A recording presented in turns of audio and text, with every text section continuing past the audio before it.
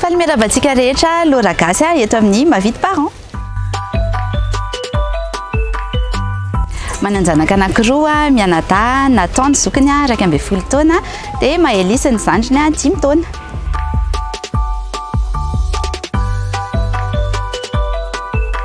Izy no tiako amin'izy mianadahy. Izay mbola tsy voavaliko mihitsy ilay izy hatramin'izao satria misy antony hitiavako an'ilay anankiray dia misy antony hitiavako an'ilay anankiray izay mety tsy hitiavako an'ilay anankiray. Mitovy ihany nefa ilay izy na dia samy préféréako ary nareo.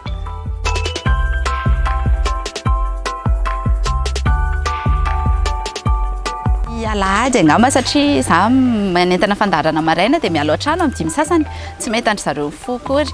Miaraka mifoha amin'ny maraina dia miaraka mikarakara sakafo maraina dia miaraka mihinana an'iny dia mifampizara ny fotoana dia mivoaka ny trano misakafo any ivelany mba tsy hikarakarana ilay sakafo amin'ny atoandro dia miara mijery télé ny hariva dia mba matory alory zareo fa tsy manahirana na fa matory.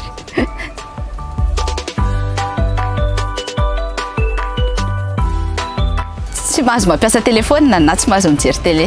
Tonga dia manaiky izy rehefa tenenina an'izay. Izy raha teo tsy mikapoka fa tena hoe amin'ny alalan'ireny zavatra kely ireny no anavetesako azy. Mikarataka hozy izy ny gasy dia débrouillard hozy izy ny frantsay.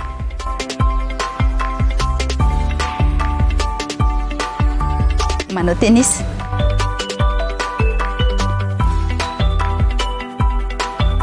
Hoe raha tsy mikapoka tsy endry ny zaza. Nefa ny amiko tsy tiako raha matahotra anahy ny zanako fa manaja anahy. Dikan'izany tsy tokony hoe handalo amina herisetra ohatran'izany vao hoe afaka manana autorité ianao. Tsy fiainana tsara kely foana izany reny izany fa tena anisan'ny asa tena mavesatra indrindra eto ambonin'ny tany satria na faly izy na malahelo izy na tezitra izy na ohatry ny ahoana dia hoe tsy maintsy eo foana ianao.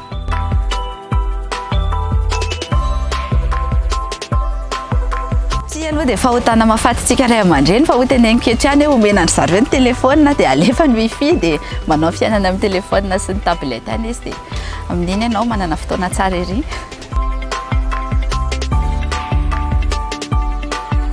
Toraka voninkazo any renim-pianakaviana mahavita azy mikarakara zaza satria zavatra tsy vita mora izany. Nieritreretra hoe tambola kely tena hoe arahana tsakany sy andavany nefa marina mihitsy ilay izy petits enfants petits problèmes dia mankahery be da be dia bisous daholo izay reny mahery fo rehetra. Mirary soa.